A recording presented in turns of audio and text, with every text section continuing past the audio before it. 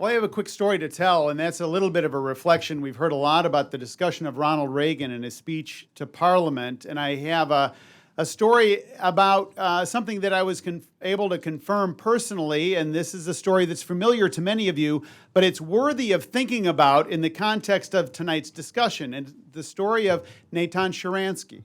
Natan Sharansky, as we know, was one of the Jewish refuseniks who insisted in the Soviet Union of practicing his faith. And he was a voice for democracy there, and that was scandalous for the Soviets. And so what do? They put him into a gulag for 9 years.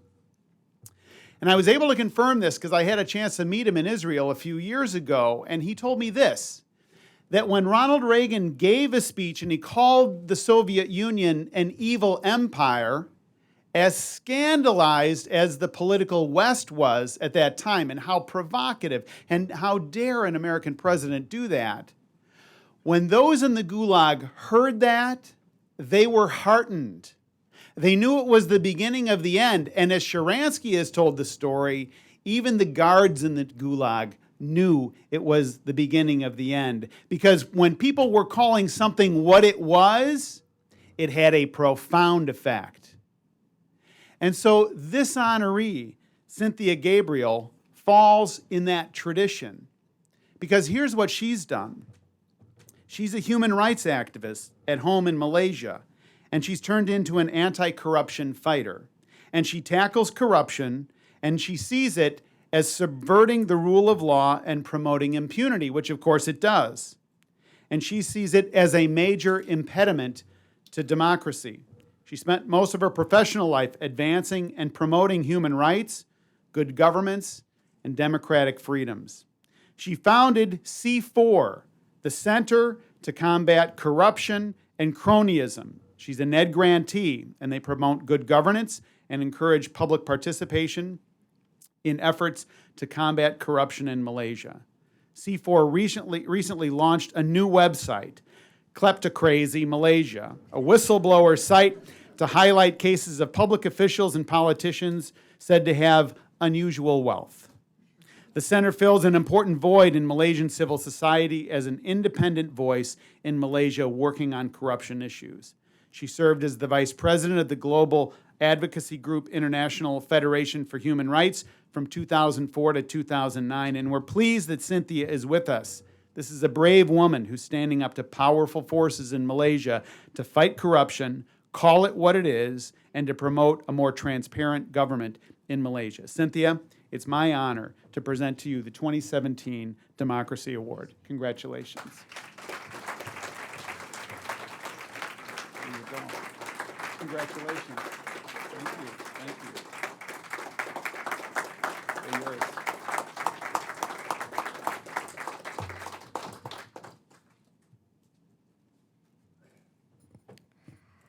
Thank you very much. I hope you can all see me.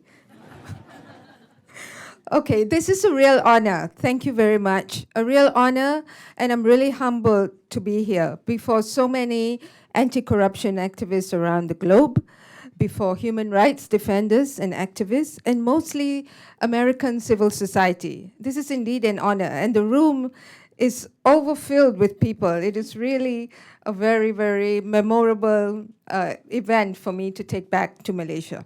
Now, I want to thank especially the NED for recognizing the work that we do. Now, more than ever, when whistleblowers are being chastised, whistleblowers are being attacked, not just in Malaysia, but everywhere around the world. Now, I have a story to tell, which my representative so generously described just now, but not the difficult things. I was one of those who blew the whistle on the Scorpion corruption scandal. This was a scandal that actually involved the purchase of battleships from France. Now, we exposed corruption at the highest level because it involved the defense minister and now the prime minister. And what happened was something that I never really thought would happen to me. because it was just bizarre that they would come after the whistleblowers and not even bother to go after the complaint and investigate the complaint. So the whistleblowers were chastised, our office was raided, we were pulled to the police station and the registrar over more than 15 times, and we were questioned, harassed, the files were taken away from our office, and there were threats. Now there's social media, so threats were coming on Facebook, on Twitter, and basically saying, watch what you do, we're coming after you, and it was really frightening. So one of the people that I really do want to thank are my immediate family members, because they were the ones that, despite being so fearful for my life, kept telling me that it was important to carry on. This is not a career. This is not something that you can just say, enough, it's time to just shrink away and do nothing about it. This was important to just stay the course. It was important to fight the good fight, and it was important to actually seek the truth.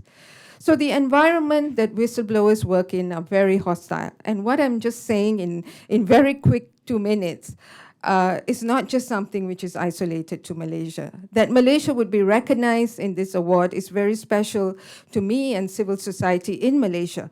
But this is a problem that exists everywhere.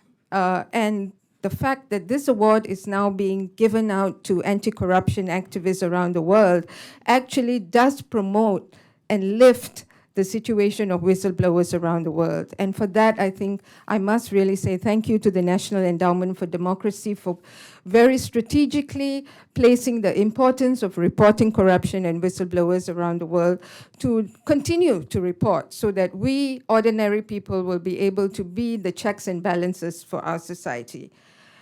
I also want to reach out to the American people, because in this very, very difficult and uncertain times, no one actually imagined that America would be in a situation that you are in today. But the very fact that your own institutions are being tested, it does mean that we, the people, have to stand to fight for our own institutions, whether in America, in Malaysia, or anywhere else in the world. And it's just us, we ordinary citizens, that will be able to determine what kind of institutions we have for the future, what kind of governments we actually have in the future. So I feel a lot.